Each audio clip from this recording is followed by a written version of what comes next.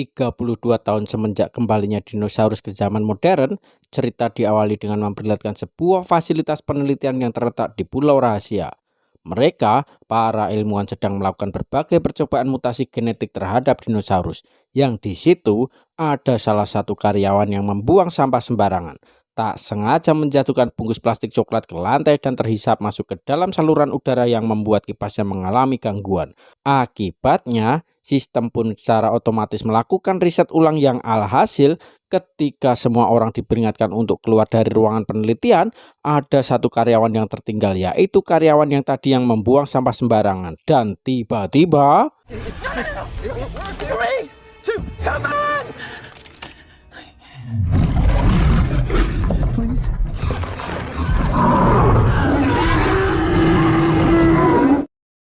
17 tahun kemudian, kita akan berkenalan dengan seorang pengusaha farmasi bernama Martin yang sedang mengerjakan proyek obat yang katanya dapat menyembuhkan segala macam penyakit seperti kanker, tipes, bisul, cantangan, dan lain sebagainya. Masalahnya, untuk mewujudkan obat mujarab tersebut, Martin memerlukan 3 sampel DNA dari 3 spesies dinosaurus yang berbeda seperti dinosaurus darat, dinosaurus air, dan dinosaurus udara. Untuk itu, Martin menyewa seorang agen khusus bernama Zora untuk menemaninya pergi ke pulau tropis yang merupakan bekas fasilitas penelitian resmi rahasia demi untuk mendapatkan ketiga sampel tersebut. Tak hanya Zora, Martin juga mengajak spesialis ahli dalam bidang dinosaurus bernama Dr. Henry Loomis yang awalnya tidak tertarik untuk ikut dalam misi. Tetapi setelah Martin mengiming-iminginya dengan pengalaman melihat habitat dinosaurus secara langsung, dokter akhirnya tertarik dan bersedia untuk bergabung. Yeah, leading up to this moment, time that you need. Take all the minutes. Not like, you ready? Yeah. Tiba di dermaga Suriname, Martin dan kawan-kawan langsung bertemu dengan kru kapal yang dipimpin oleh seorang kapten yang bernama, kita panggil saja si kapten. Sesuai misi awal, untuk pergi ke Pulau Rahasia, mereka pun langsung berangkat saat itu juga. Bertepatan dengan Martin dan kawan-kawan yang sedang dalam perjalanan menuju Pulau Rahasia, kita akan berkenalan pada keluarga yang sedang berlayar di tengah lautan. Ada ayah, adik, kakak, dan pacar si kakak, yang bernama kita panggil saja Gondes. Alih-alih menikmati liburan dengan tenang dan nyaman, situasi mendadak tegang saat dinosaurus air menyenggol kapal mereka dan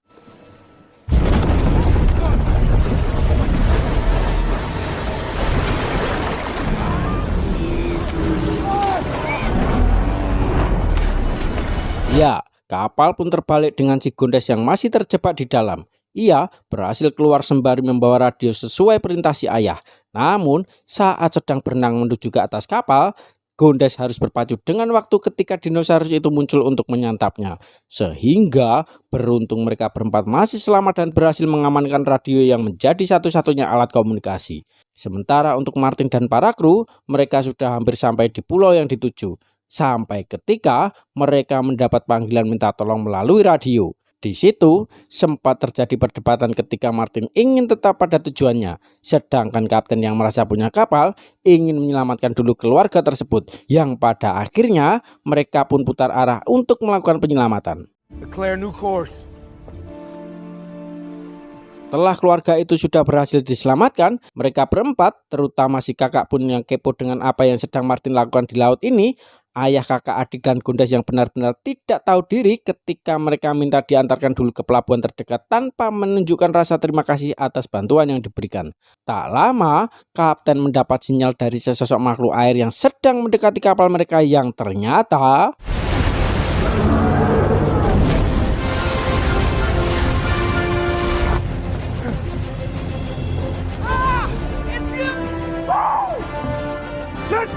dan ya, itu salah satu spesies dinosaurus air yang disebut dengan Mosasaurus. Ini menjadi kesempatan emas untuk Martin bisa mendapatkan 1 dari 3 sampel darah yang dibutuhkan. Sehingga Zora dengan cepat melakukan tugasnya untuk menembak dino air itu menggunakan peluru suntik yang dapat mengambil sampel darah secara otomatis. Setelah sampel darah Mosasaurus sudah berhasil didapatkan, mereka kembali dikejutkan dengan kemunculan beberapa spesies lain yang lebih agresif, yaitu Spinosaurus. Tak ingin perjalanan mereka terganggu, salah satu anak buah kapten pun langsung keluar dan menembaki mereka secara brutal. Tetapi melihat anak buah terbaiknya maut dan ini tidak akan berakhir dengan baik, kapten pun langsung mengarahkan kapal menuju bebatuan yang dangkal, di mana kita akan dibuat gregetan ketika melihat si kakak yang ide dan sok jadi pahlawan dengan mencoba meminta bantuan melalui radio. Tak ingin misi rahasianya ketahuan, Martin pun berusaha untuk mencegahnya. Tapi si kakak yang agresif terus saja bergerak dan berontak yang pada akhirnya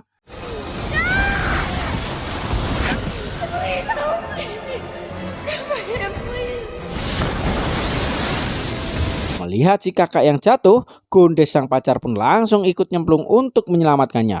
Disusul si ayah dan si adik yang juga ikutan lompat dari atas kapal. Untuk Martin dan para kru lain, mereka harus berjuang untuk menghindari bebatuan yang nyaris merubah bagian samping kapal. Yang setelah selamat dari momen barusan, mereka semua pun langsung lompat sebelum kapal menabrak daratan. Sehingga beruntung tak ada yang mati dalam momen barusan, termasuk si kapten dan teknisi yang masih ada di kapal. Tapi tidak dengan satu kru wanita yang sedang mengamankan barang-barang. Karena sejauh ini, kapten sudah kehilangan 2 anak buah terbaiknya. Tak aman berada di pantai, mereka memutuskan untuk langsung masuk ke dalam hutan dan tetap melanjutkan misi sesuai rencana awal. Berjalan melewati rawa-rawa, mungkin ini adalah salah satu adegan paling tidak nyaman ketika mereka malah mengobrol lama ketika setengah tubuh mereka berada di dalam air. Gimana nanti kalau ada lintah, ular, anaconda, piranha, kepiting, iwak betik, welut, dinosaurus? Martin nyaris saja celaka jika ia tidak bergerak dengan cepat.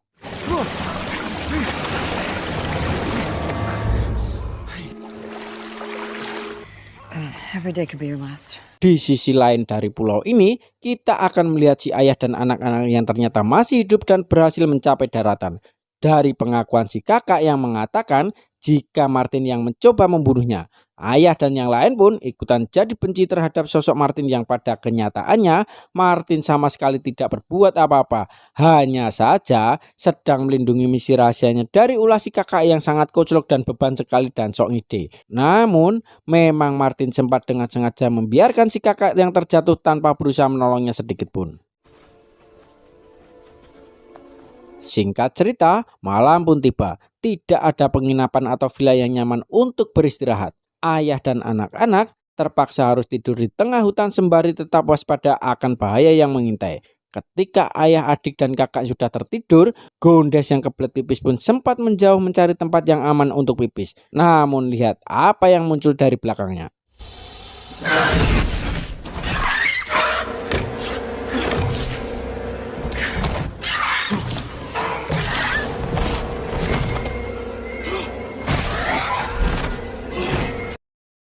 Keesokan paginya, kita akan kembali pada kru yang berhasil mencapai bagian tengah pulau. Bertempat di hamparan rumput hijau yang luas, mereka cukup beruntung bisa melihat secara langsung sosok dinosaurus pemakan tumbuhan yang berukuran sangat besar. Tak ingin menyia-nyiakan kesempatan, Zora kembali mengeluarkan senapan pengambil sampelnya. Dan 2 dari 3 sampel sudah didapatkan. Kini tersisa 1 sampel yang masih kurang, yaitu sampel darah dinosaurus yang terbang. Yang karena sarang dinosaurus terbang berada di atas bukit yang sangat tinggi, mereka terpaksa harus melakukan pendakian untuk mendapatkan sampel tersebut. Wanna go? Bersamaan dengan Martin dan para kru yang sedang mendaki bukit, ayah dan anak-anak sendiri terlihat baru sampai di sebuah sungai yang di seberangnya ada semacam perahu. Si kakak memeriksa perahu tersebut untuk memastikannya. Namun tebak, apa yang ada di sana? Ya, ada seekor T-Rex yang sedang bubuk siang di atas rumput, di mana si kakak justru malah menemukan sebuah rakit darurat yang dapat mengembang sendiri. Dan lihat apa hal koclok yang justru ia lakukan.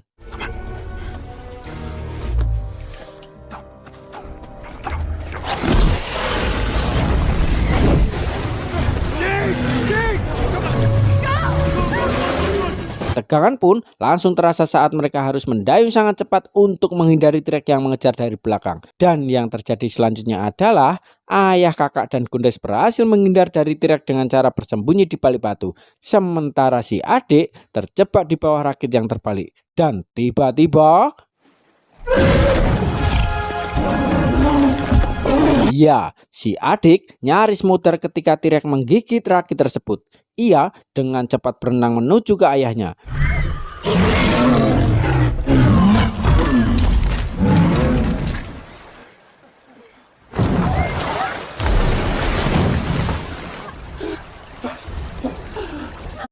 Dan kembali ke para kru yang sudah sampai di atas bukit. Mereka berencana akan turun ke dalam gua yang merupakan sarang Pterosaurus alias dinosaurus terbang. Meskipun si dokter ahli dalam bidang dinosaurus, ia adalah salah satu orang yang takut akan ketinggian.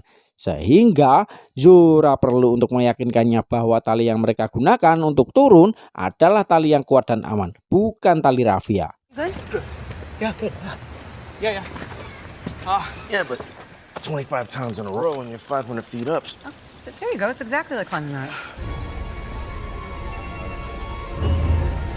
Tiba di mulut goa, Zora, dokter, dan satu anak buah si kapten langsung mengambil sampel dari salah satu telur Pterosaurus yang ada di sana.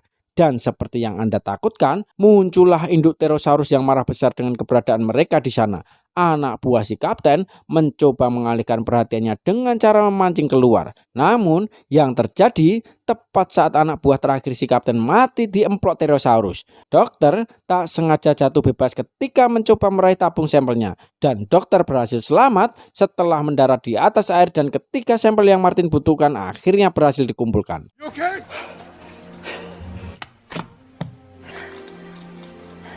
Let's go home. Sementara untuk si ayah dan anak-anak bebannya, mereka mengikuti arus sungai hingga sampai di lokasi bekas penelitian yang juga merupakan titik tujuan akhir Martin dan kawan-kawannya. Di sisi lain dari fasilitas itu, Martin, Zora, kapten, dan dokter akhirnya sampai di fasilitas untuk menunggu helikopter jemputan yang sebentar lagi akan datang. Hey, there's footprints here. Hello? Crunch right now, and we don't even know if they survived the run. Tak lama, muncullah si ayah dan anak-anak dengan si kakak yang langsung nyerenteng menuduh Martin mencoba membunuhnya. Padahal jelas-jelas si kakak sendirilah yang sangat resek. Benar Martin membiarkannya terjatuh, tapi tidak sampai berniat untuk melakukan pembunuhan. Punya feeling tidak enak, Martin pun langsung memborgol koper berisi tabung sampelnya pada tangannya. Tak lama, generator pun menyala secara otomatis, membuat lampu dan musik speaker menyala hingga memancing semua dinosaurus datang ke sana. Sementara yang lain berlindung ke dalam fasilitas, Zora dan Martin terjebak di kolong mobil dan menghindari serangan dari dinosaurus mutan bernama Mutadon. Dan tiba-tiba,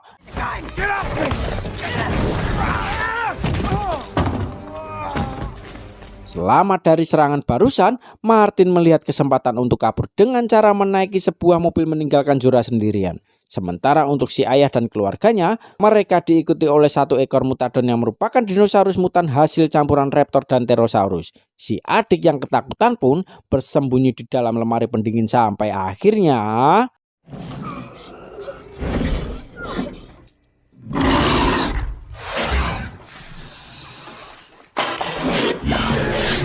selamat dari Mutadon, si ayah melihat lubang ventilasi bawah tanah dan memutuskan untuk membawa anak-anak bersembunyi di bawah sana. Dan tak lama, kapten dan dokter yang berada di ruangan lain pun melihat helikopter jemputan yang sudah datang.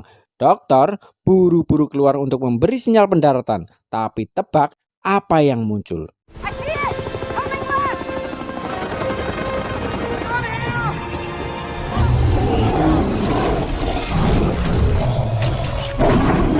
Ya, itu adalah T-Rex alias Distortus Rex, dinosaurus cacat hasil rekayasa genetik. Setelah helikopter jemputan hancur meledak, dokter dan kapten pun memutuskan untuk mencari yang lain. Yang setelah semua orang sudah berkumpul di terowongan, mereka langsung mencari jalan keluar yang ternyata tertutup oleh jeruji besi yang cukup tebal dan hanya bisa dibuka dari luar. Untungnya, si adik yang masih bocil bisa dengan mudah menerobos keluar untuk membuka jerujinya. Tetapi tepat saat T-Rex muncul, datanglah Martin yang masih berkeliling dengan mobilnya. Sehingga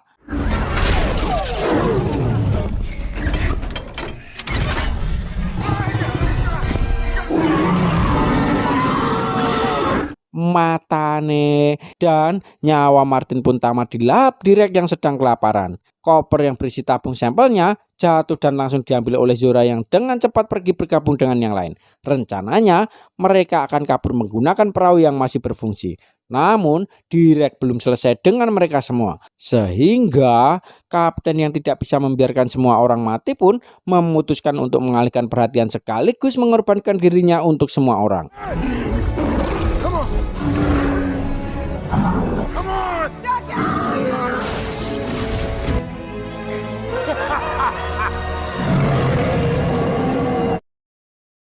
Saat sudah agak menjauh dari lokasi, muncullah tembakan suar yang ternyata berasal dari si kapten.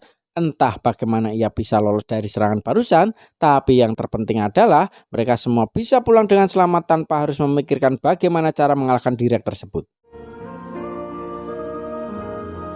Tamat ending yang wow.